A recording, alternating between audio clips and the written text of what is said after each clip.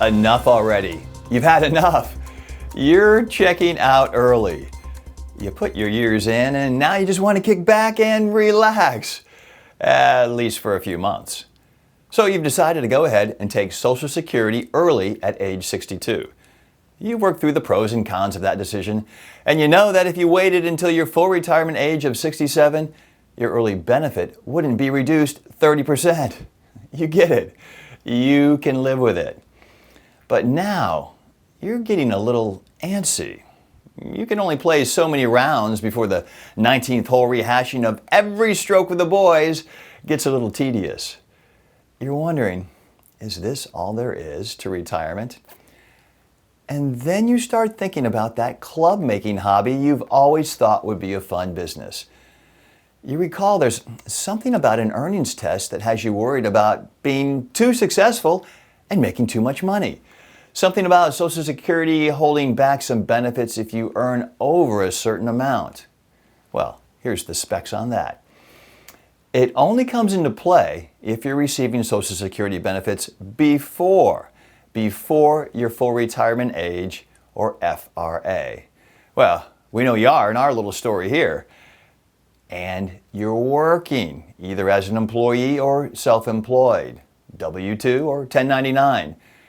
Income from investments, IRAs, pensions, annuities, and interest don't count. There is an annual earnings limit that if you go over and earn more than, Social Security will hold back $1 for every $2 you earn above that limit. In 2024, the limit is $22,320. What you really want to know is, if the boys start buying your clubs and start telling everybody around the course how great they're playing, and now the whole club is buying your clubs and your business takes off, how much can you make before Social Security holds back everything? Here's how to calculate it. Start with your anticipated earnings. All right, you're selling your custom set of clubs for $1,000. You think among your buddies and club members, you can sell 50 sets of clubs this year. That's 50 grand. Not bad. But if you do, how much will Social Security hold back or keep for now? Well, let's see how much you've gone over the earnings limit. $50,000 minus $22,320 is $27,000 or $27,680. Remember, Social Security will hold back $1 for every $2 you're over. So, divide by 2. 27,680 divided by 2 equals 13,840.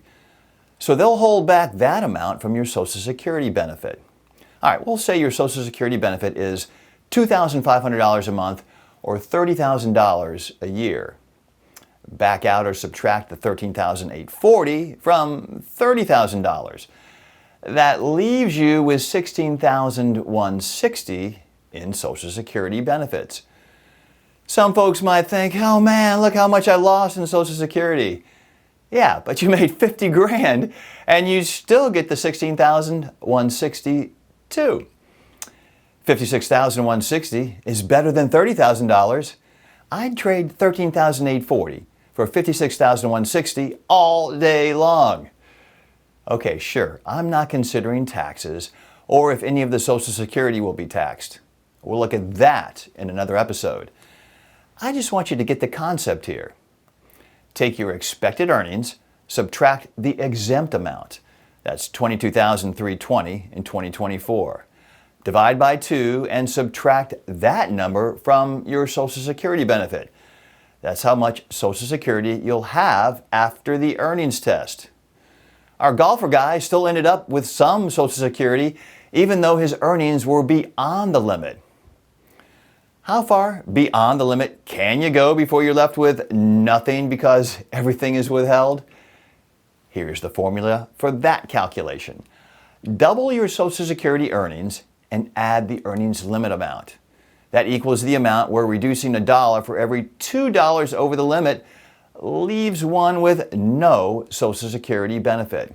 All right, so back to our example. $30,000 of Social Security times 2 equals $60,000. Add the earnings limit to that amount, $22,320 plus $60,000 equals $82,320. So if our club maker makes more than $82,320, his Social Security will be reduced to nothing. It appears one could make a fairly substantial amount of money before all of one's benefit is withheld due to the earnings test. But really, what would be the point of taking Social Security early if all or nearly all of it was withheld? Maybe somewhere in the middle is where one might be comfortable. Some reduction, but not all, and you still feel good? Maybe.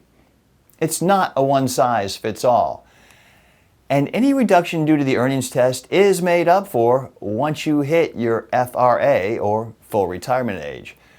Your withheld benefits would be added back into your monthly payment and made up over the course of your life. Not in a lump sum, though. And the year you hit your FRA, the earnings limit is loosened up a little bit. You can earn up to $59,520 in 2024 without anything being withheld. Go over and $1 will be withheld for every $3 you exceed that limit. Once you reach your full retirement month, doesn't matter how much you make anymore. Game over for the earnings test.